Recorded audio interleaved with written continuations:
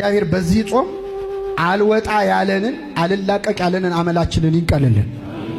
የሆነ ችግር አለ ሁላችንም ጋር የሆነ ብዙ ጠበል ተረጭቶ ሊርቅ ያልቻለ አመል አለብን። ወይ አንደበታችን፣ ወይ ቁጣችን፣ ወይ ሰውነታችን፣ ወይ አመንዝራነታችን፣ ወይ ስካራችን የሆነ ልንላቀቀው ያልቻልነውን ችግር መፍቻ ነው ጾም። ቅዱስ ያሬድ ማሪሳቅ ሚላል እማ ለጸሎት ጾም የጸሎት እናት ነች። ጸሎት ይወለዳል በጾም። የጸሎት ሕይወት የሌለው ሰው እስቲ እችን ሰሞን ይጸልይ። ምክንያቱም ጾም ወደ ጸሎት ይገፋፋል። ልብ ብላችሁ ከሆነ ወደ ቤተ ክርስቲያን ብዙ ሰው የሚመጣው በፍስክ ነው ወይስ በጾም?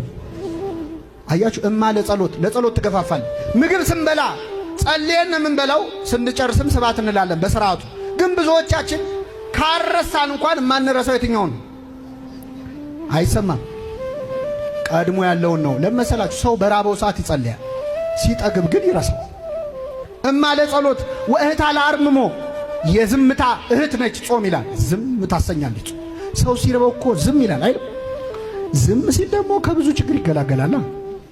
ከብዙ ምላሱን ይጠብቅ። እማ ለጸሎት ወእህታ ለአርምሞ ወጥንተ ኩሉ ገድል ሰናይት የመልካም ሥራ ሁሉ መነሻ ነች ጾም።